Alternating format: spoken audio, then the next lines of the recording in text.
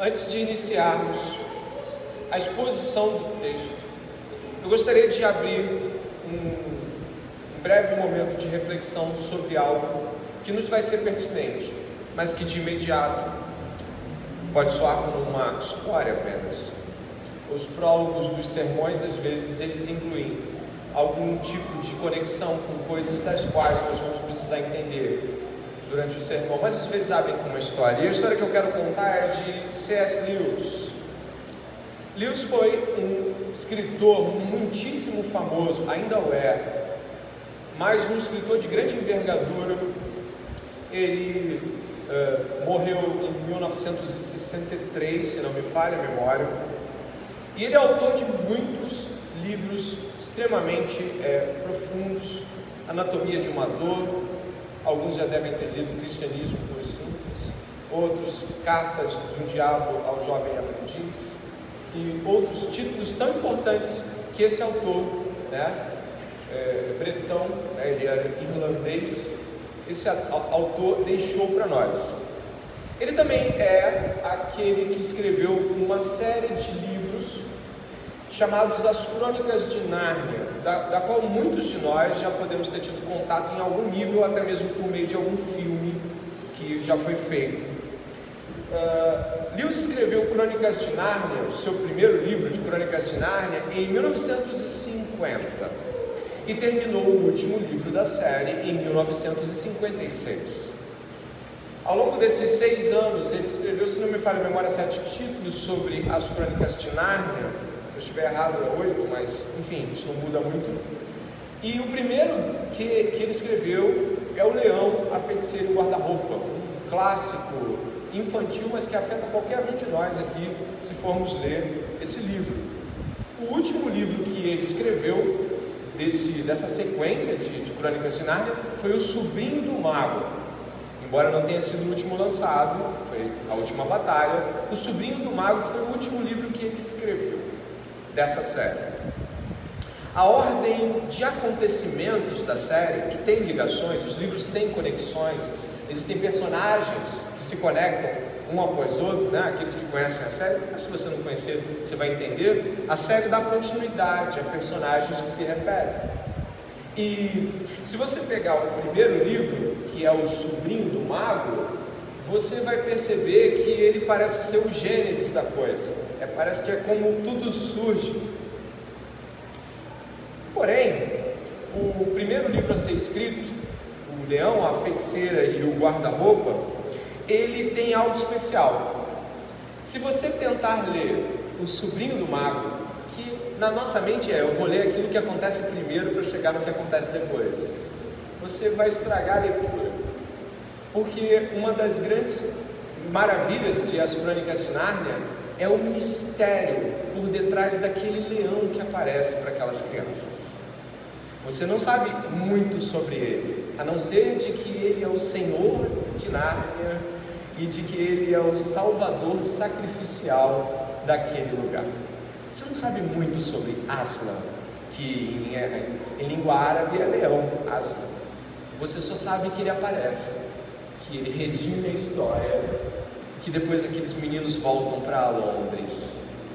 Engraçado, né? Mas espera aí, na Bíblia eu estou acostumado a ler o Gênesis, e aí eu leio o Êxodo, e tudo bem, não faz diferença, né? Mas para as Crônicas de Nárnia, sim. Eu indico que você leia O Leão, a Feiticeira e o Guarda-Roupa, e depois você vá fazendo leituras como, por exemplo, O Cavalo e seu Menino, ou O Príncipe Cáspian. Aí depois você vai para a Cadeira de Prata, são os títulos dos livros, e depois você vai para O Sobrinho do Mago, e depois você vai para a Última Batalha. Essa é uma das melhores ordens, mas não leia O Sobrinho do Mago de primeira, tá bom? Leia O Leão, a Feiticeira e o Guarda-Roupa e todo aquele mistério em volta do leão e daquela realidade fantástica. Mas por que falar sobre isso e falar desse modo? Você está fazendo uma dica literária, né? Como nossa irmã Morena gosta da dica literária, ela falou num grupo nosso. Bom, eu penso o seguinte: eu estou aqui dizendo para você de que talvez a melhor maneira de você ler As Crônicas de Nárnia seja por esse livro. porque ele vai abrir realidades dentro do seu coração que vai tornar possível de que você se torne mais atraído pela história e se sinta mais penetrado pelas realidades de Nárnia. Mas e quanto a Hebreus? Será que Hebreus talvez não teria também um modo como nós pudéssemos ler Hebreus de maneira a ser penetrados pelas palavras do autor? O misterioso autor de Hebreus? Pois é. Eu gostaria que você pudesse entender que o autor de Hebreus, ele, apesar de escrever de modo profundo sobre amplas realidades bíblicas, assim como João faz em seu evangelho, o autor de Hebreus também nos indica um determinado tipo de olhar para a carta. É como nós gostamos de chamar uma cosmovisão. Pegue o óculos do autor de Hebreus e passe a ler Hebreus com alguns olhares que ele coloca aqui, no final da epístola. E é por isso que eu citei a história do Crônicas de Nárnia. E agora vamos ver o que o autor de Hebreus diz sobre como devemos ler a carta aos Hebreus. Se você for comigo até o verso 18, e se você olhar precisamente o verso de número 22, você vai perceber já no seu olhar pessoal de que o autor, ele traz realidades de visão para a carta. Olhem por esse ângulo, não olhem por esse, olhem por aquele. Não vejam como vocês quiserem, não recebam essas palavras como bem entenderem, recebam-nas deste modo. É assim que o autor de Hebreus está preparando aqui. E eu gostaria que você pudesse perceber que o que nós centralmente vamos falar é o verso 20 e 21, que foi o que eu pedi para você perceber na leitura. Mas eu lhe preparo com o olhar do autor de Hebreus. A epístola precisa ser vista do modo correto, o modo da intenção do autor. Nós somos aqueles que buscam a intenção do autor, não o que eu quero achar. Entende? Não devemos ler a Bíblia assim, deixa eu ver o que eu quero que a Bíblia diga. Não, é o que a Bíblia diz. Dessa forma, o autor de Hebreus nos aponta de que isso deve ser visto de determinada forma, acolhido de determinada forma, e mais, esta não vai ser a única vez que a gente vai encontrar isso na carta.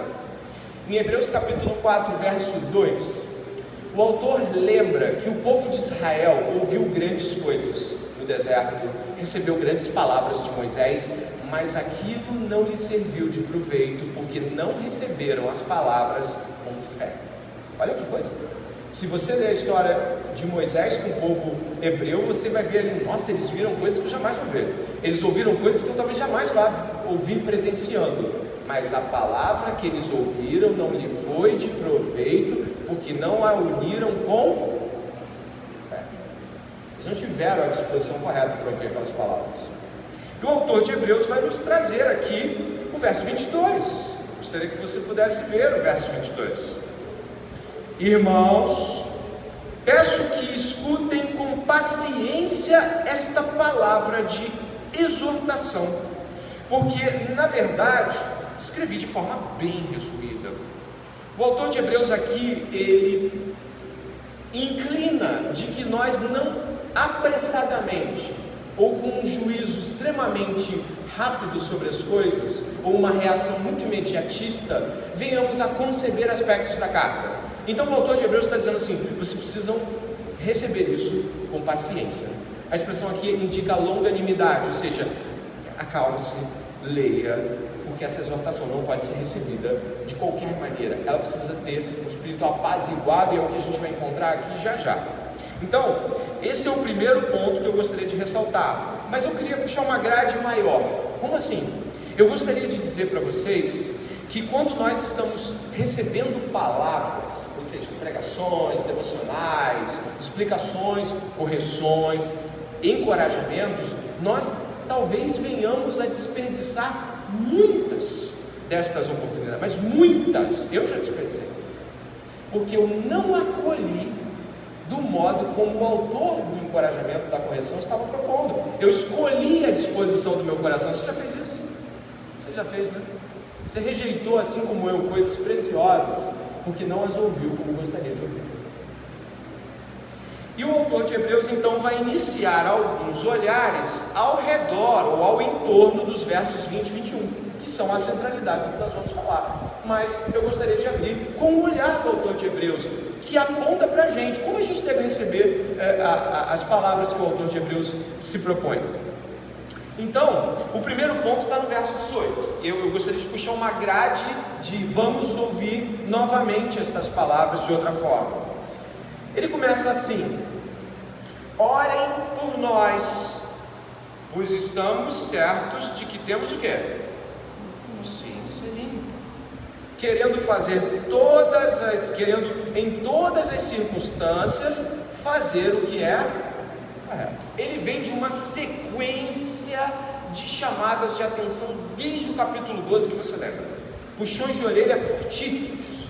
Quando chega aqui, o autor de Hebreus tem uma preocupação de explicitar uma consciência correta em relação ao que ele estava propondo. Ele está dizendo o seguinte: o que eu estou fazendo aqui e o modo como eu estou dispondo dessas coisas é um modo de consciência limpa. Eu não estou buscando que vocês respondam isso ao meu interesse. E ele vai deixar os interesses claros ali do que ele tem. Existem alguns problemas para nós quando nós julgamos os pregadores. Sabe quando você e eu acreditamos que os pregadores estão falando coisas porque conversaram conosco? Só eu que fiz isso já? Ele está falando para mim. Porque foi aquela conversa naquele dia, ele aproveitou e meteu na conversa. Já teve essa sensação? Ou então já teve a sensação de que de alguma forma o pregador está falando isso porque ele tem um interesse que as pessoas se movam na opinião dele e não necessariamente porque é bíblico? Aqui nesse ponto o autor está dizendo: eu tenho a consciência limpa, eu estou buscando ser correto em todas as coisas. Só que tem um problema, que eu considero um problema enorme. Se você observar esse autor, olha o verso 19 por favor. Este autor de Hebreus é um membro da comunidade. Ele não é um passante, um viajante. Ele é alguém que faz parte. A palavra restituído aí tem a ver com, no original grego, com reintegrado, tal como se ele fosse o seguinte: que eu seja devolvido a vocês. É como se ele pertencesse àquela comunidade, estivesse diante de uma circunstância e essa circunstância agora o impedisse até então de estar com eles. Então, olha, orem porque eu desejo estar de volta. Nós desejamos estar de volta. Depois ele vai citar Timóteo. Se Timóteo vier e conseguir, eu vou com ele. Mas ele não parece estar preso, parece que há uma situação de impedimento, mas não uma situação de prisão necessariamente. Mas eu gostaria que você lembrasse de toda a epístola dos Hebreus. Toda a epístola. Não gostaria que você pudesse apenas pegar esse ponto. Este homem corrigiu estas pessoas para nós, né? Não tinha capítulo na época que isso aqui foi escrito, por 13 capítulos inteiros e longos, duríssimas correções, coisas difíceis de se receber, e agora está pedindo o seguinte: olhe por nós, eu tenho boa consciência, não estamos fazendo isso por porfia ou por interesse particular, ore por nós para que eu seja restituído a vocês. Ora, uma coisa é quando a gente é corrigido por alguém que nunca mais você vê. Dura coisa é ser corrigida por alguém da sua comunidade. Você vai ter que encontrar aquela pessoa várias vezes e vai ter que olhar para a cara dele várias vezes. E aquela sensação de desconforto pós-correção. Mas ele está dizendo o seguinte: orem para que eu retorne, orem para que eu volte até vocês. Ele não poderia dar essas correções se não fosse minimamente alguém influente, uma liderança. Poderia não ser o pastor principal, mas eu lhe digo uma coisa: ele era alguém importante para a comunidade. Ele está falando que os da Itália o saúdam. Então, como eu estava dividindo com uma irmã agora há pouco, eu falei: olha, é difícil imaginar que isso aqui não está apontado para fora da Itália. Ou seja, ele está falando a um público intimamente hebreu, possivelmente uma comunidade fora do eixo romano ou minimamente do eixo central romano. É mais para o Oriente, tem muito hebreu aqui. Não tem gentil aqui, não tem papo de gentil aqui. A igreja de Roma é uma comunidade mista. A gente sabe quando vê a carta de Paulo. Você lembra da carta de Paulo aos Romanos? Deve lembrar, né? Aí fala um pouquinho de gentil, fala um pouquinho de hebreu, fala um pouquinho de gentil, fala um pouquinho de judeu, e ele vai misturando na carta os dois temas. Aqui não, aqui você não tem gentil, aqui você tem gente hebreu crente em Jesus. Ele está dizendo: ore por mim. Como é difícil orar por aqueles que nos corrigem. Eu vou dizer uma coisa, é difícil até conversar depois. A correção nos leva a um estado de inquietação para com aqueles que nos corrigem. A epístola de Tiago, marca com o dedo aí onde você está, não precisa ir muito, é só você passar por uma página, você vai encontrar aqui Tiago falando sobre a nossa dificuldade em relação à nossa resistência à correção. Dê uma olhada no capítulo 1, verso 19 de Tiago, não precisa sair de Hebreus tão longe, olha o que Tiago está dizendo aqui em capítulo 1, verso 19, você achou aí, né? Vocês sabem estas coisas, meus amados irmãos, cada um esteja o quê? Mas seja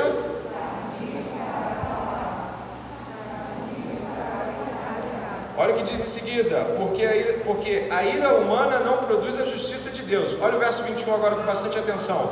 Portanto, deixando toda impureza e acúmulo de maldade, pode ler.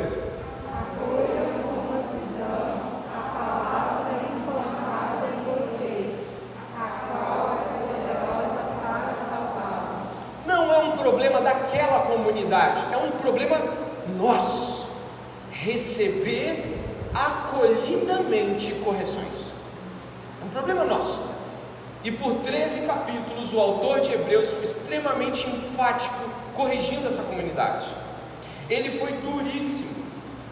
Se vocês puderem, e eu acho que é possível me acompanhar, e antes que o façam, é muito importante que nós abandonemos a péssima, imprópria e errônea disposição de julgar as palavras do pregador, do seu irmão que te corrigiu, das pessoas que estão cuidando da sua vida, ou mesmo alguém que veio, olha, eu acho que você está errado.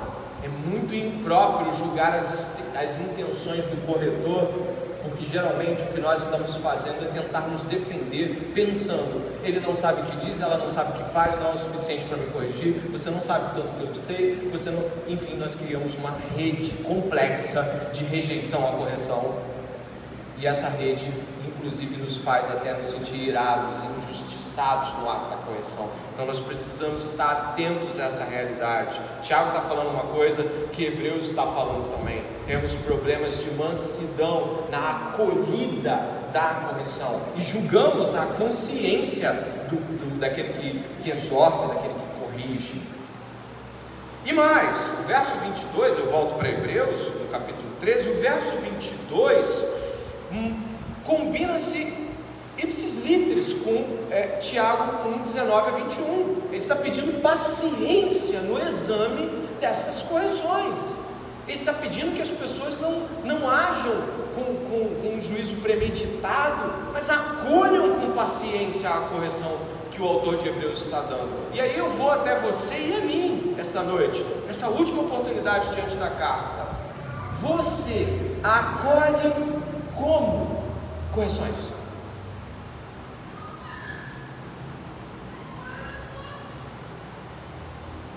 Com mansidão, sendo agradável àquele que lhe corrige, ainda que isso é amargo, ou você justifica-se e talvez até se ire e impeça que essa palavra seja implantada no seu coração. Você está em dúvida se o discurso de Hebreus foi difícil? Eu apenas quero que você pagine a Bíblia comigo. Só isso você vai fazer. Você vai dar umas paginadas. E eu gostaria que eu falasse o seu nome. Eu não vou dizer o seu nome, né? Não dá para falar o nome de todo mundo para fazer uma espécie de representação. Mas eu gostaria que você, ao examinar o que vai ver comigo, pudesse se ver ouvindo tal posicionamento. Eu ou qualquer irmão que pudesse fazer isso, falasse isso para você. Marque aí no capítulo 13, eu vou marcar também, mas eu vou com você, por exemplo, no capítulo 2. E no capítulo 2 da mesma carta, eu encontro o autor de Hebreus dizendo o seguinte: apegue-se com firmeza. A palavra é mais ou menos assim: vocês têm que ficar mais firmes diante das verdades que são expostas, apegar-se com mais solidez. Está mostrando aqui certo grau de dificuldade de um cristão sólido. É alguém volátil. capítulo 2, verso 1 e 2. Se apegue com firmeza. Parece, aí você aguenta, né? Você não está incomodado com isso. Você está incomodado com isso? Se apegue com firmeza. Você se sente até encorajado. Mas isso vai crescendo. No capítulo 3, versos 7 e 8, capítulo 4, verso 7, ele vai estar dizendo que essas pessoas precisam não endurecer os seus corações no ato da audição dessa carta. Ele vai usar isso, olha aí, o 7 e 8 do capítulo 3, por isso, como diz o Espírito Santo, hoje, se ouvirem a sua voz, o que? Não endureçam o coração como foi na rebelião. Qualquer um aqui que profere discurso, prepara devocionais, sabe que também prepara suas palavras para que o coração da pessoa não vá na direção mais lógica, quer se enfurecer, quer se endurecer, quer se fechar diante da coração.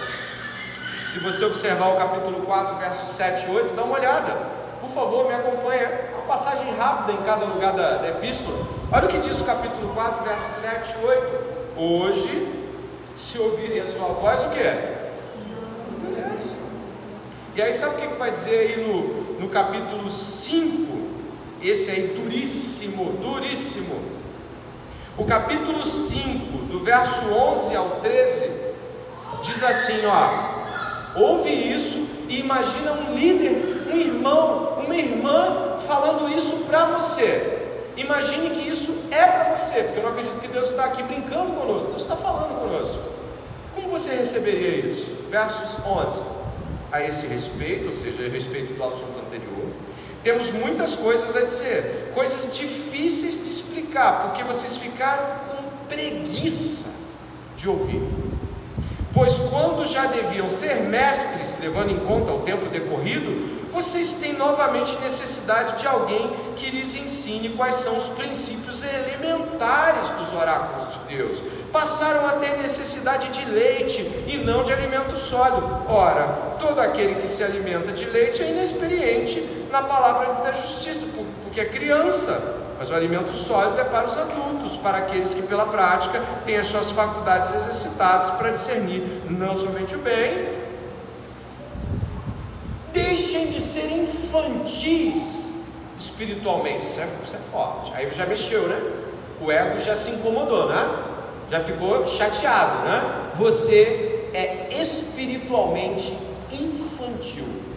Não dá para te explicar coisas mais profundas do que essa, porque você não tem capacidade de recebê-las. Você já devia estar em um patamar de cristianismo que estaria ensinando outros, mas você ainda precisa aprender coisas que os novos aprendem, que os iniciados aprendem. Forte, não é? É fácil dizer isso? É fácil ouvir isso? Vá testando em si mesmo se você ouvisse isso de uma liderança. E segue. Se você for comigo até o capítulo 6, que continua refletindo a infantilidade dos crentes do capítulo 5, eles são exortados a, olha, deixa eu lhe explicar uma coisa, crente dá fruto. Se vocês foram, olha como é que a gente estudou isso junto, se vocês forem iluminados, provaram o dom do Espírito, ele está fazendo uma hipótese, mas voltaram atrás, então ele está dizendo o seguinte, ou você cresce ou você não é, ou apostatou, deu as costas. Palavra dura também, muito difícil ouvir isso. Você já pensou ouvir de uma pessoa assim, eu estou olhando com você a tua vida, eu estou te pregando o evangelho, a gente está correndo junto, mas olha, eu chego aqui de volta para você, e o que eu ouço, me parece que você não é crente, você não tem fruto. Você acha fácil ouvir? Não é. Capítulo 10, verso 39, fala o seguinte para eles: não retrocedam. Mas ele não vai dizer um negócio desse, é uma carta corretiva, é uma carta doutrinária do ponto de vista do engrandecimento de Jesus. Jesus é colocado em seu patamar como superior a tudo aquilo que a história de Israel propõe, e ao mesmo tempo sendo um reflexo de todas as tipificações da realidade de Israel, mas é uma carta corretiva. A gente não pode esquecer isso. Nós, porém, não somos dos que retrocedem. Verso 39, para a perdição, nós somos da fé, para a preservação da alma. Estes aqui retrocedem ao ponto de deixar de congregar. Se um crente deixou de congregar, princípios elementares foram jogados para o alto. Infantis, com cara até de que não é crente, sem fruto. Ele termina no capítulo 12, a mais dura das colocações é dizer o seguinte: a realidade é esta, capítulo 12, verso 7, é para a disciplina que vocês perseveram, Deus os trata como filhos. E qual é o filho a quem o pai não corrige? Mas se estão sem essa correção, da qual todos se tornaram participantes, então vocês são bastardos e não filhos. Além disso, tínhamos os nossos pais humanos que nos corrigiam e nós os respeitávamos. Será que então não nos sujeitaremos muito mais ao Pai espiritual para vivermos? Pois eles nos corrigiam por pouco tempo, segundo melhor lhes parecia. Deus, porém, nos disciplina para o nosso próprio bem, a fim de sermos participantes da sua santidade. Verso 11 terminando. Na verdade, toda disciplina ao ser aplicada não parece ser motivo de alegria, mas de tristeza. Porém, mais tarde, produz fruto pacífico aos que têm sido por ela exercitados, fruto de justiça. Sabe o que está dizendo dito aqui? De que estas pessoas estão sendo corrigidas e devem estar gratas por isso, porque Deus corrige filhos. Bastardos caminham sem correção. E aí, depois disso tudo, você ouviu, né? Imagine eu sentando com você, ou você sentando comigo e falando essas coisas. E aí você chega e fala assim: ora por mim, para que eu seja restituído para pertinho de você. Não. Se longe você já fala isso, imagina o que é ter você perto. Não. Ele insiste de que ele seja um alvo de oração, para que seja atraído, trazido, devolvido para aquela comunidade. E ele pede que a comunidade receba essa insistente oração. Está aqui, né? Se você percebeu o capítulo 13, vai falar de insistência, verso 19, 13 e 19, olha a sua Bíblia. Ele vai dizer o seguinte: seja insistente. Quem você quer ter perto de você? Quem insistentemente te elogia ou quem insistentemente te corrige?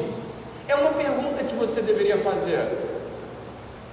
Algumas pessoas dizem: eu não tenho amigos. Talvez sejam pessoas que não querem ser corrigidas para que possam ter amigos.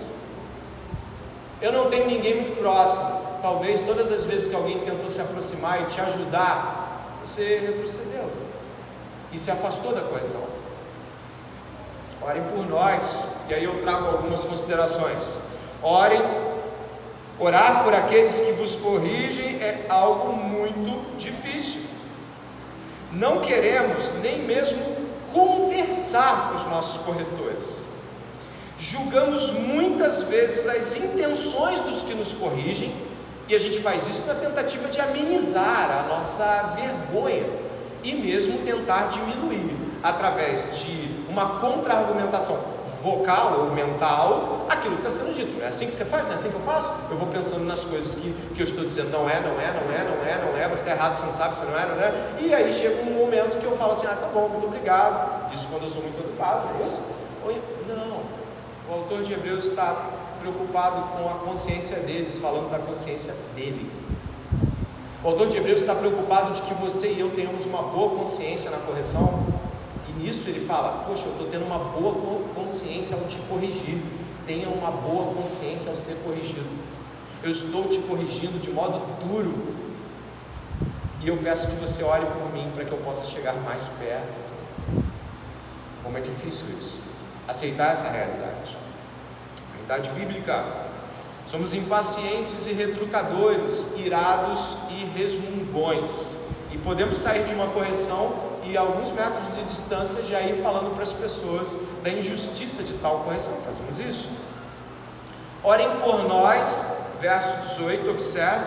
Orem por nós, verso 19. Orem insistentemente por nós, para que possamos para que eu possa, ele fala em primeira pessoa, estar restituído. E no verso 22, ouçam com bastante paciência, ouçam com longanimidade, ouvir correções, ouvir reprimendas, ouvir encorajamentos duros, não é algo que deve ser feito com pressa ou afastando, ou tentando esquecer o que ouviu, mas com paciência, longanimidade, mastigando e recebendo, e deixando a palavra ser implantada no seu coração. Aquilo que não te parece evidente na hora, vai te parecer evidente com humildade depois. Aquilo que não parece lógico na hora, vai encontrar não logicidade, mas verdade, porque aparências de piedade do nosso coração caem depois que a nossa justiça própria apazigua com o Espírito Santo. O Espírito Santo traz a nossa justiça própria, joga ela no canto, e aí a gente se recupera e fala assim: ela tinha toda a razão. Ou, poxa, tinha 70% da razão, e os 30% que não tinha foram aquilo que eu me fiei. Eu me agarrei naquilo e discordei de tudo. Então, eu peço que você se examine ao ouvir as reprimendas de outros, porque o Senhor está operando através dessas reprimendas. Então, eu gostaria de entrar com você, já preparando o coração e o ouvido e a disposição, e recuperando a sua mente de talvez questões que foram difíceis de se lidar ao longo dos meses ou anos, no que diz respeito a correções. Eu gostaria que você pudesse, por favor, perceber que o autor vai firmar, fundamentar as suas palavras gerais em uma espécie de doxologia, ou seja, um momento de exultação e ao mesmo tempo doutrinação, que você encontra no verso 20 e 21. Ele vai fundamentar por alguns aspectos tudo isso que ele falou. O primeiro dessa segunda parte do sermão, eu gostaria que você percebesse que ora, o Deus da paz, que tornou a trazer dentre os mortos o nosso Senhor Jesus, o grande pastor das ovelhas, pelo sangue da eterna aliança, aperfeiçoe vocês em todo o bem, para que possam fazer a vontade dele. Primeiro ponto aí importante: o Deus da paz. Ora, e a conjunção toda, que é a construção da perícope, desse pequeno trecho, na verdade, nem a perícope toda, mas esse pequeno trecho é um rogo. Sabe o que é rogar? É quase não uma oração, mas é uma espécie de, poxa, que Deus, que aquele Deus que a gente crê faça isso por nós. Ele vai dizer aqui, Deus da paz, olha aí a Bíblia. Ele não vai falar paz de Deus. Isso muda as coisas. Que a paz de Deus esteja com você.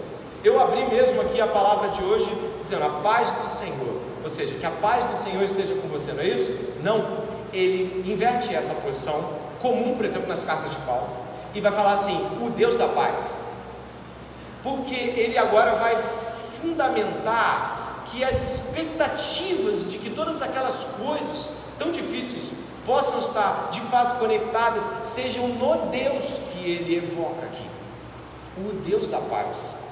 Não ele, o apaziguador, autor de Hebreus, na verdade ele está trazendo espada, é o Deus da paz. Ele está chamando Deus para ser árbitro da paz entre o que está sendo ouvido, mastigado, pensado, lido. O Deus da paz, não eu e nem vocês, que o Deus da paz, que este Deus da paz, ele vai botar um ponto de segurança que todos os cristãos devem ter, que é mais ou menos algo que nos une sempre quando temos que pensar em algo. Olha só, o Deus da paz que fez o quê? Que tornou a trazer dentre os mortos o nosso Senhor Jesus. Ele sabe muito bem que esta palavra de encorajamento, exortação, correção é muito difícil. Então ele evoca o Deus da paz. Você que tem algum nível de familiaridade com o Velho Testamento deve lembrar que Yahvé é sempre relacionado a um adjetivo, né? O Deus da paz, o Deus da guerra, o Deus que dá saúde. Então Jeová, Shalom, Jireh, tudo é conectado. Eles pegam o nome de Deus e adicionam um adjetivo que faz parte daquele contexto.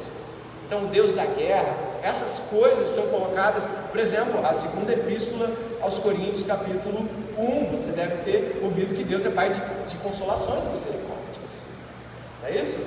Mas não é só isso que ele é. Mas naquele momento, Paulo precisava deixar as pessoas claras de que Deus é o autor da paz, é o autor da consolação, é o autor da misericórdia. E aqui o autor de Hebreus está dizendo que o Deus da paz, que Ele coloca essas coisas em ordem, que Ele, confia nele, que vai ter paz. E vai dizer o seguinte: que tornou a trazer dentre os mortos o nosso Senhor Jesus. Porque ele insere esta afirmação doutrinária tão cara. Primeiro, ela é um ponto de contato com todos os cristãos. Qualquer cristão, de qualquer igreja, minimamente razoável, crê que Jesus Cristo foi trazido dos mortos pelo seu Pai. Jesus ressuscitou. Isso precisa ser fundamental. Ele vai trazer então para algo fundamental. Depois do discurso ético de isso deve ser feito, isso deve ser corrigido, isso está errado, vocês devem mudar, obedeçam seus líderes, ele vai trazer o Deus da paz, arbítrio. Ele vai trazer essa paz. Ele ressuscitou Jesus dentre os mortos. Nossa, o que é o nosso problema, o que é o seu pecado e o que é a nossa divergência ou possível inquietude perto daquele que ressuscitou Jesus dos mortos? Isso não é nada. Ele vai trazer algo muito maior, a ressurreição de Jesus. Ele vai sobrepor, ele vai transcender as nossas dificuldades relacionais, nossas dificuldades em vencer tentações e pecados. Ele vai trazer com algo muito maior, um milagre muito mais potentoso. Jesus ressuscitou. O Deus da paz pode trazer paz à nossa divergência. Ele ressuscitou Jesus. Isso não é nada. Essa temporalidade não é nada. Essas dificuldades podem rapidamente ser resolvidas por Deus em Cristo. E ele vai colocar, ponto após outro, o Deus que arbitra a paz em nosso meio, o Deus que ressuscitou Jesus Cristo dos mortos. Não há problema maior que não seja resolvido por um milagre como esse, por uma grandiosidade que é Jesus ressuscitar. E ele vai apontar ali para algo que deveria ser âncora do coração dos corrigidos. Qual é a âncora de quem é liderado? Qual é a âncora de quem é corrigido, guiado, pastoreado? Está aqui, Jesus, o grande pastor das ovelhas. Depois que ele diz: obedeça aos seus líderes, lembra dos seus líderes, segue com eles, abraça o que eles estão dizendo, recebe a correção, ele vai dizer que o grande pastor, ou como Pedro vai dizer na primeira epístola, capítulo 5, verso 2, o sumo pastor, o pastor dos pastores, o líder dos líderes. Talvez a sua falta de confiança na sua liderança em termos de ser corrigido, ou mesmo até de pessoas ao seu redor, seja porque você ainda espera que essas pessoas estejam tão certas de tudo, tão corretas nas suas afirmações, que você não percebe que quem cuida da igreja é Jesus. Não vai escapar nada dele, não vai passar nada dele. A correção errada que eu posso dar, o Senhor vai transformar isso, me corrigindo e trazendo bem a você. Ele me corrige quando eu corrijo errado. Ele transforma mediante a fé nele. Por isso não é fé no pastor, não é fé na liderança, é fé em Jesus, o grande pastor. Nossos problemas com as correções são porque ainda acreditamos estar sendo corrigido por pessoas.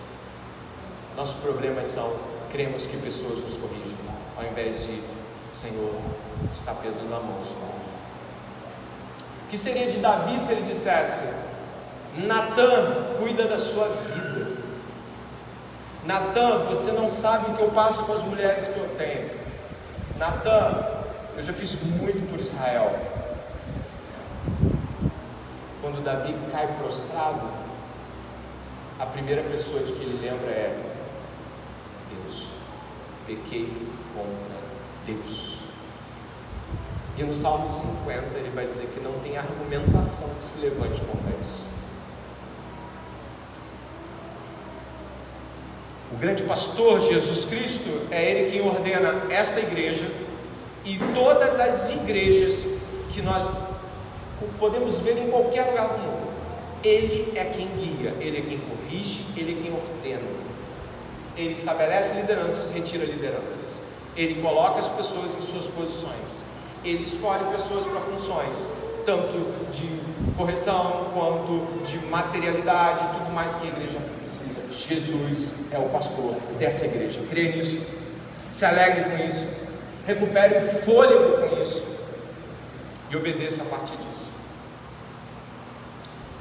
Jesus está guiando essa igreja, você crê? Também.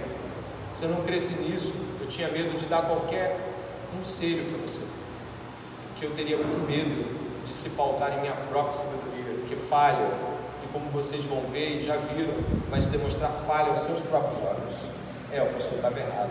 Muitas vezes isso vai acontecer, e quando isso acontecer, glorifique a Deus. Ele é o sumo pastor dessa igreja. E ele vai dizer mais. Olha o que ele vai evocar aqui na parte final do verso 20. Olha que coisa grandiosa. Preste atenção nesses 10 minutos finais de Hebreus para a gente esta noite. Preste atenção. Pelo sangue do quê? Da eterna aliança. Ele vai estar falando da aliança que Deus em Cristo Jesus fez conosco. Deus fez uma aliança, um pacto. Esse pacto não é passível a um declínio. Deus não vai perder a passada. Esse pacto foi feito com a humanidade em Jesus, homem. Então a humanidade está segura no pacto que Deus fez com seu Filho Jesus, que se fez homem, para que o pacto pudesse ser feito com um homem justo, correto e digno. Então a pactualidade de Deus em Jesus nos traz para dentro de um pacto que não vai acabar, de uma aliança o quê? Eterna, acima das nossas pessoalidades, acima das nossas temporalidades, das nossas inconstâncias, das nossas pecaminosidades. Existe uma aliança de Deus em Cristo que começa antes da fundação do mundo, perpassa por toda a história do mundo e segue para a eternidade. Deveríamos olhar para as nossas lutas, ao olhar para a eternidade e ver, vai passar. Eu vou me empenhar ao máximo aqui, eu vou dar o meu sangue por isso, eu vou mudar, eu quero ser transformado, eu quero ter essa história com Jesus Cristo, eu quero ter a história de luta contra o pecado. Ele é digno, mas ainda que em alguns momentos algumas coisas não andem como deveriam, e que isso não nos traga conformismo, a eternidade nos espera. Ele está chamando esses crentes aqui para o Deus da paz, conciliando-os em Deus. Ele está dizendo, acalme o seu coração, Deus está guiando a igreja. E ele vai dizer o seguinte, está guiando a igreja para a eternidade. Existe um pacto que vai além das nossas picuinhas, e além do modo como você recebe ou não a correção de alguém. Existe uma eternidade esperando. E Jesus disse que a vida eterna é o conhecer. Logo já estamos diante dessa jornada eterna. Precisamos olhar para as nossas temporalidades à luz da eternidade. E isso deve encher o seu coração de alegria quando você estiver lutando contra o pecado. Isso deve deixá-lo, que ânimo! Estou indo para Ele, estou indo para Jesus, estou indo para a eternidade, onde não há dolo, raiva, inveja, onde eu não vou precisar lutar contra o meu pecado, eu não vou precisar ficar me esquivando de olhar, de fazer, ou de tocar, ou de meramente estar em algum lugar. Tudo é um reino de paz, tudo é perfeito, um governo perfeito, uma estrada perfeita, vida perfeita. Não sabemos o que é isso. Isso para muitos de nós soa extremamente fora, muito fora, porque meu Deus, como é o mundo sem pecado? Estamos obedecendo, indo para esse lugar, estamos nos corrigindo, indo para esse lugar, estamos nos portando como cidadãos deste lugar. Ainda não é aqui. Não podemos nos submeter às coisas que estão aqui diante de nós e o modo como elas operam. Nós temos uma pátria e a nossa vida está escondida em Deus, em Cristo. E por fim, olhando para essa eternidade pactual do verso 20, ele vai dizer, o propósito disso é que vocês sejam aperfeiçoados no bem, para que possam fazer a sua vontade. É isso que está aí? É isso aí, para fazer a vontade do autor de Hebreus? Para fazer a vontade do pastor? Para fazer a sua vontade? Para fazer a vontade de quem? Por que estamos sendo corrigidos? Para que possamos estar aptos para fazer a vontade dele. E segue, para que ele opere a vontade dele de modo que ele seja agradado. Dá uma olhada aí, por favor. Deus seja agradado. Não é agradável corrigir ninguém. Só pessoas cobertas de ira, justiça própria, se agradam de corrigir pessoas. Pessoas que estão cheias do Espírito Santo se sentem mal de corrigir pessoas, se sentem desagradadas de terem que trazer aquela má notícia sobre algo errado. Pessoas que estão sendo corrigidas, como eu e você já fomos muitas vezes, se sentem péssimos, um lixo. A gente fica com raiva de ter raiva da pessoa que está corrigindo, a gente fica com raiva do pecado que não foi deixado, a gente fica desanimado, sim ou não? Mas não é para o nosso agrado, é para o agrado dele, é para a vontade dele. Olha aí, é para o agrado dele e é para a glória. O que está escrito? Dele. É impossível que venhamos a olhar para isso e não reconsiderar nossas aspirações de vida fraquíssimas, nossos desejos temporais ridículos, nossas ambições temporais extremamente fracas, chegam a ser pastiches, ridículas. É nelas que a gente se apoia muitas vezes, elas não valem de nada. Todo prazer que esse mundo pode te dar, legítimo ou não se compara com a glória que é divina. Todo prazer, toda beleza, toda coisa boa que pode ser vivida aqui ainda nesse tempo, neste tabernáculo, não se comparam com as grandezas que serão colocadas diante de nós, e nem tampouco como o nosso corpo é hoje pode ser comparado com aquilo que viremos a ser diante dele e nele. Logo, quando olhamos para isso, reconsideramos nossas buscas, reconsideramos ser agradados ou não, e optamos, não, eu não quero ser agradado, estarei indo já para o agradável dos agradáveis. Aqui eu vou me submeter a todo tipo de prova, correção, transformação, para que pessoas possam, através da minha vida, conhecer a Cristo e também possam ir morar no mesmo lugar que eu vou. Isso vale mais. E por fim, após as saudações, a escrita breve do verso 22, a liberdade de Timóteo, apoiador de Paulo, no verso 23, mais uma saudação aos líderes no verso 24,